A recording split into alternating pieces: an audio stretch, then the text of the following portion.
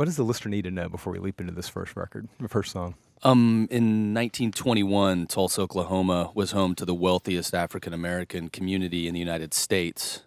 And that community was burned to the ground in 16 hours, 35 city blocks. Wow. I don't know where to begin. It's just fascinating. How much do y'all want to talk about the background of this and sort of the race riots? Well, I think it'd be interesting for you to hear the perspective of the composer, Chris Combs, on lap steel, just because you can tell from listening to the music that it's highly inspired. And, you know, this band has been together for 18 years. We've made 21 records, and I've been a part of all of that. But this is the most inspiring thing I've ever been a part of within this ensemble. So I think we should talk to Chris. Let's go to Chris on the lap steel. You composed all the music. Yeah.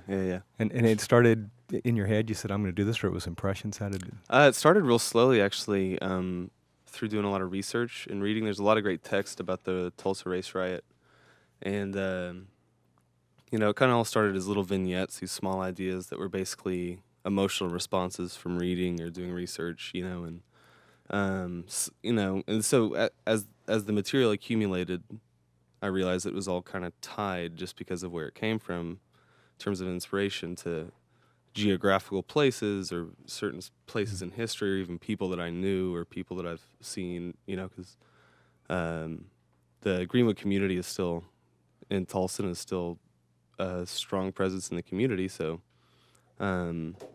yeah, just kind of amassed slowly, and we had separately been talking about doing a larger ensemble album, and those two ideas kind of coalesced and became this big thing. So I have to say, before I got my copy in the mail, I didn't know about the 1921 Tulsa race riots. Yeah. It's from our point of view, has been in a lot of ways intentionally marginalized in a lot of the nation's understanding of its history, and especially in Tulsa, it hasn't been taught in schools. It wasn't a part of Oklahoma history classes, and that was a big part of the inspiration. A big part of the power behind it, I think, is just that people don't really know about it. And from our perspective, it was a very, it changed the dynamic of our part of the country, you know, forever. You guys are from Tulsa. Yeah. 3 of us are from Tulsa, and 2 of us are from Kansas City, Missouri. Yeah.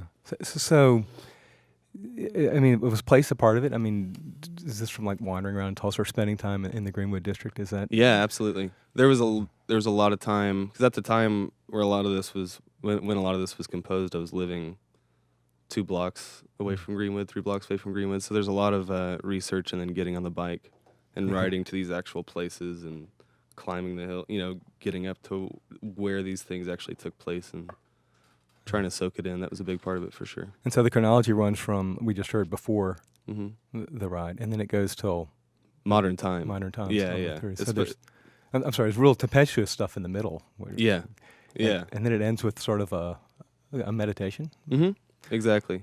And it's, you know, that last movement and the way that the album conceptually ends is like us today and the conversation that we're having and, you know, everything that all the progress that we've made, you know, and then also all of the work that we have left to do.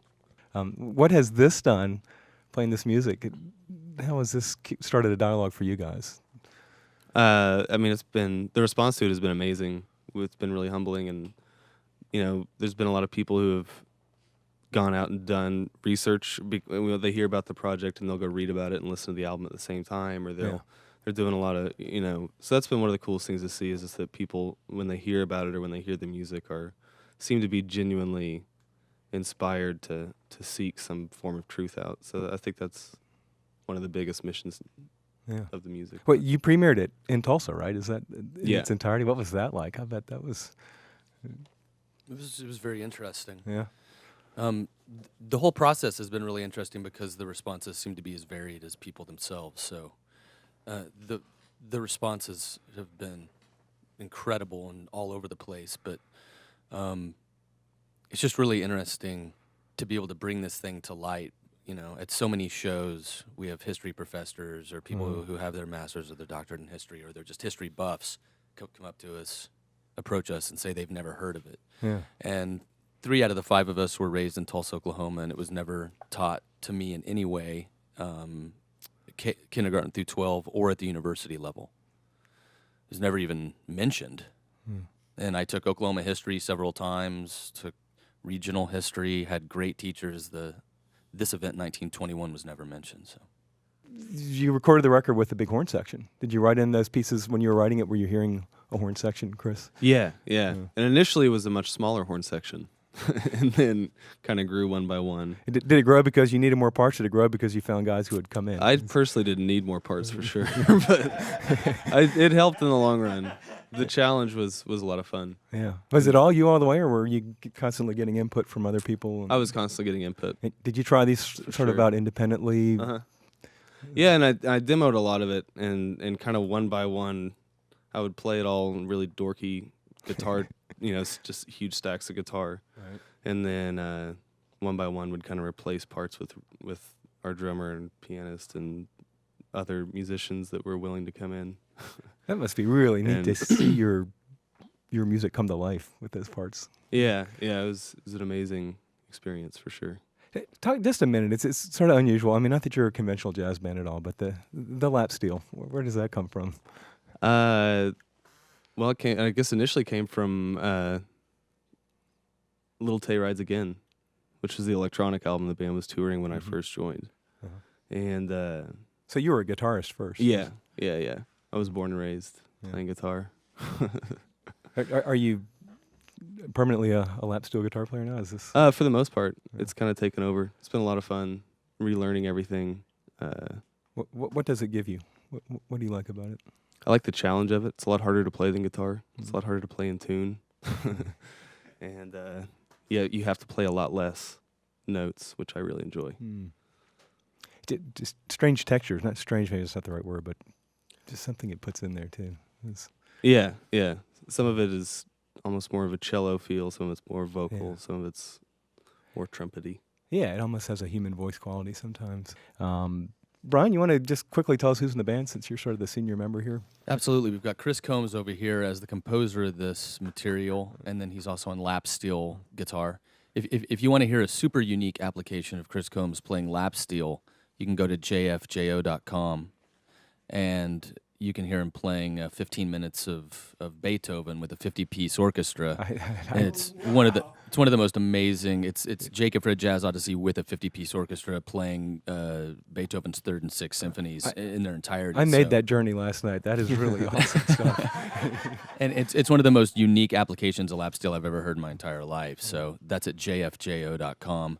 On double bass from Kansas City, Missouri, we've got Jeff Harshbarger. And a gorgeous bowed solo in the last song. This is fantastic. Beautiful. Also from Kansas City, Missouri, on tenor saxophone and invented instruments, we've got Mark Sutherland. Hey, I was going to ask, maybe we'll get there. There's a thing on a tube. Are y'all aware that he's got a reed on a tube over there? Yeah, he's got an incredible website. He also has a really unique application with saxophones and horns in general, and you can find that at hornsculpture.com. Yeah, very good. But he invents instruments. My name is Brian Haas. I play piano. Yeah. On drums, we've got Josh Raymer over here. Yeah. So 3 of us are Okies, and 2 of us are from Kansas City. But what happened that day definitely, as Chris mentioned earlier, affected the entire Midwest. When you literally take the wealthiest community within this cultural experience, this community that has its own unique everything. You take the largest, wealthiest African-American community in America and destroy it in 16 hours. That's sort of the part of the suite that we're getting into now as we continue to get farther and farther away from The Burning, which is the third movement, and that's also the title of an incredible book. If people are interested and they want to learn about this, a great book is called The Burning. That's one of the movements that we skip. So we're getting farther away from the riot, and we're trying to reconcile with what's happened, both as a community and in the past, and the future, and the present. And so this next piece is called Grandfather's Gun. It's actually about a photo that Chris found of a 12-year-old boy with 3 guns after the riot. And the entire white community, anybody who had a gun, was deputized. So all the killing that they were doing was completely legal in the eyes of the city government. How many people died, do you know? They actually don't know. The official number at the time was 35, which is ridiculous. And then the accepted number is 300, and then most historians actually believe it's between 1 and 3, and some say up to 5,000. And then a lot of the bodies were removed. Has anyone in the community come up to you and said, like my grandfather, or have you? Yeah. That's been one of the blessings of the project for sure, is just having the ability to meet a lot of the people that have a long family history living in Greenwood, whose parents came there, relatives came there from the Trail of Tears, have been in Tulsa in that area since. So it's been a great opportunity to meet them. Yeah, this is one of those things, like music is fun and we love music, but I always like to say music is bigger than music.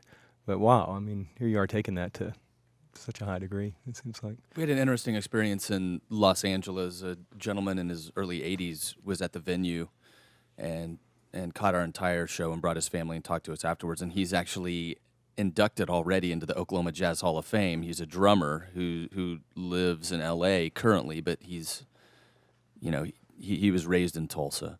And his mother and his mother's sister, his aunt, were both in the riot. Yeah. So it was really amazing for him to come out to the show in Los Angeles and hang with us and just be a part of it. And then a few weeks later, he wrote a letter to the editor of the Tulsa World, our hometown newspaper, and just, sort of expressed himself about it in a letter to the editor. And it was absolutely an amazing experience for us as a band, to get to experience or get a taste of other people's experience within this incredible topic. It's such a weird place to be in, but such a beautiful place, and it's just amazing how it continues to unfold, actually.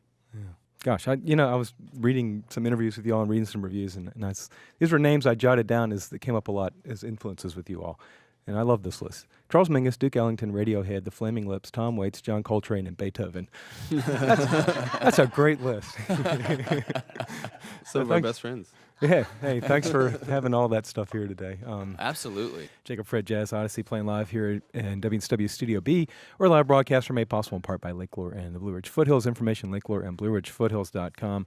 Shows again tomorrow night at Friday night at McGloin Theater in Charlotte, and Saturday night at the Asheville Music Hall. That was awesome, guys. Thank you. Thank you all so much. Thanks for having us. Yeah, absolutely. Come again. Thank you so much. Yeah, and if you want or need more information on the ensemble or just in the Race Riot itself, you can find that at jfjo.com or jacobfred.com. And our website, WNCW.org, there's a link up to that website today as well, if you're out there listening. Make it easy. We're going to go to the music from... Photos on Facebook tomorrow.